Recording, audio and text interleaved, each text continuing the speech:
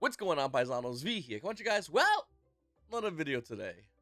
Yu-Gi-Oh! Worlds is finally behind us, and I'm just glad it is. I mean, this year has been really weird, with Konami releasing 25th anniversary and milking that teat to no ends, to Konami also going ahead and making sure that you couldn't go to Yu-Gi-Oh! Worlds, even though Pokemon Worlds was in Hawaii, vacation hotspot, Yu-Gi-Oh! Worlds was in Seattle, and they still said you couldn't go. Uh, to Konami making a set for Yu-Gi-Oh! Players at NAWCQ that you have to buy, which comes out the weekend of NAWCQ. It's been a really weird time for Yu-Gi-Oh! And we really don't know what's gonna happen by the next year, by Worlds 2025, if it's this trend is still keep on going. A lot of players have announced they're leaving the game, and renowned players actually that have previously topped events, that have been in commercials, that have been everywhere, are just walking away. And I'm not trying to be the doom and gloom content creator over here. I'm really not. It's just really weird to see all this happen in a span of 1 year. Normally this is like stretched out, but this is within 1 year. And of course, Yu-Gi-Oh! Worlds 2024 then also had its fair share of controversy you'll get to later on this video. But what are you going to do? Because next month comes out Rage of the Abyss. At 10/9 is the official store launch date. Launch date's going to be 10/11. This comes out basically the weekend of the YCS. Konami just loves shotgunning that weekend of YCS. So October 12th and 13th is YCS Niagara. The tournament legal day for Rage of the Abyss will be the 11th. In a weird way, it's good for marketing. In a weird way, it's also kind of weird because you force players to play with the new stuff, even though they don't really physically have it until, well, legally 10/9, I guess. Nevertheless, Rage of the Abyss is definitely going to change the game. I think it's not a hard take to argue the fact that Yubel is probably the best deck in the game, but is that always going to be the case after Rage of the Abyss? Probably not. I think Azima is definitely going to favor more towards the Snake Eye players, but we still have to see what happens. I mean, we might get some TC exclusives, which changes the game. We're getting a new Charmy, which changes the game. So it's going to be really weird to see what's going to happen at this YCS Niagara. So I'm really excited to see that, even though, once again, like I said, Konami releasing sets at the weekend of YCS events. Man, it's just rough. All right, so let's get right into the drama quickly. So basically, Decade had leaked everyone's deck list for Master Duel, and people are upset about that. Well, some are not. And I'll tell you right now, this is a bit of a weird situation because it's a leak that DK posted on his website, but it's a leak that anyone could find, meaning that if you wanted to find information about players you're playing against in Master Duel Worlds and you had a way to communicate with other people, you can't do this by doing the exact same thing DK did. So that's weird. Another thing, though, once again, it's also weird to see the fact that DK also posted on his website. I mean, this is people's deck list they've been practicing for a very long time. And some people are in the community are upset about that, and some, for the most part, are whatever about it, and some, for the most part, are defending DK. So I really want to know what you guys think in the comment section down below.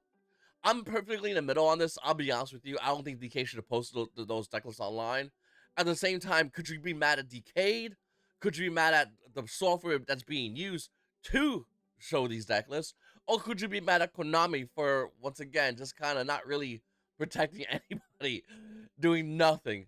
They're too busy making sure you don't get into Yu-Gi-Oh! Worlds in Seattle to actually protect their players' deck list from being leaked. So I don't know who to blame here. I don't know really what's the issue here as far as, you know, is there a real issue that should be like looked into?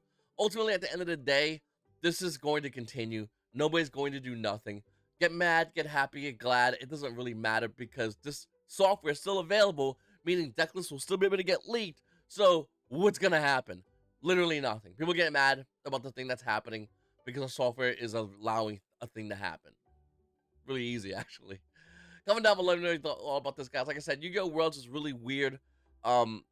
It's a really weird event this year. I mean, we've had Worlds in Florida, and it's been amazing. You could go, you could attend it. They have a show. This year they had a show, but it was at the event which you couldn't go to. Really awkward.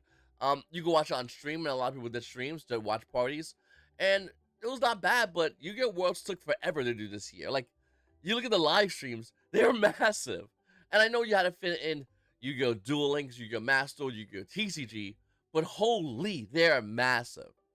Another thing I want to note about this year is Konami starting to introduce celebrities into this game, which I do think is good, though I think the celebrity choices are atrocious. That one guy from that one band that little girls probably listen to because they watch Disney, um, that event was shown to be a big event, and it really was a flop, to be honest with you. No real Yu-Gi-Oh player cares about that. No one's like, oh wow, that's a guy. Like, nobody cares. They also made a commercial with people who I think are famous. I don't know. I don't really follow that, maybe with, their careers as far as that, but maybe, and it's kind of cool once again to get celebrities to endorse Yu-Gi-Oh! It's a smart move, actually. But these are like really low-list celebrities. Like, why don't you get like a Tom Brady? You made enough money this year, Konami, with the 25th anniversary milking the player base. You would think getting someone like Tom Brady would be smarter. You would think getting someone like Keanu Reeves, that'd be a good idea. Like there's real celebrities that would endorse this game, and it'd be really fun to do. Like, Keanu Reeves loves motorcycles. You don't think his ass would be excited to ride one of those speedrunner things or like design it? It'd be fun. Even if it was animated with his voice, it'd be really cool. And maybe just get some B-list celebrities, sure. But these celebrities are like burnt out dudes who just spent all their celebrity money on coke, so they got no money. And then Konami's like, hey, we'll give you like 20 grand if you wear a mask and say you're a masked duelist. And they went along with it. It's just weird to me. Once again, like I said, I don't know what the hell Konami's going with. I don't know who their target demographic is by getting some of these celebrities. And specifically, I'm talking about the masked duelists. But I would like to see more of that. There's no real celebrities. Not this weird kind of thing going on here. I think Konami's seasons of the player base have, and it's always been, but definitely this year alone, has been lackluster. With that said, we're going to be getting the Megatins, and that's going to really introduce a lot of great reprints for the game. I'm a big fan of Megatins. I like the idea of them. But of course, Konami's going to find a way to shoehorn more 20th anniversary cards in the Megatins by creating a subset of a set that's already a subset of the game. So once again, this is Konami just being weird, trying to get more money from the player base. And you look at other games and it's not doing that. And then you're seeing reason why other players just leaving the other games. Now, once again, like I said, Yu-Gi-Oh! Is still a phenomenal game. I think the company's making a blunder of just terrible mistakes. I mean, honest truth, the amount of mistakes this company has made this past year, it's pretty bad. But with that said, there's always a chance for them to redeem themselves. As a community, we get together and say, hey, we like this, but we don't like this. Maybe there's a chance Konami can fix 2025 worlds by having a somewhere that's not goofy ass West Coast. If you're on the West Coast, you're feeling pretty good because Konami shotguns events all day long. But if you're somewhere like Texas or Florida, you're probably sitting there going, what's going on? I mean, Texas is getting NAWCQ, but like a lot of love is shown to the West Coast and the East Coast. Man, if you're on the East Coast, Jesus, do you play Yu-Gi-Oh? Once again, I don't understand what Konami's doing this for. I would make it as even as possible. I would definitely try to put more events in it. If I had worlds, I wouldn't put it on one coast. I'd put it somewhere in the middle, like Ohio, at their convention center, or back in Texas, where it's a big venue, and you can have players come in, and you can sell players things. You can have those side events players just get juiced at so badly by playing them over and over and over again. And of course, you can do what Pokemon does whenever they have their events, big events, and they create their own Pokemon store. Bring your overpriced Konami shirts and mugs and create your own Konami store at these events. And this is something that I really wish Konami did, but they just don't do. It doesn't really make much sense why they don't do it. But it'd be really smart if they did do it, because it'd be a way to promote their products.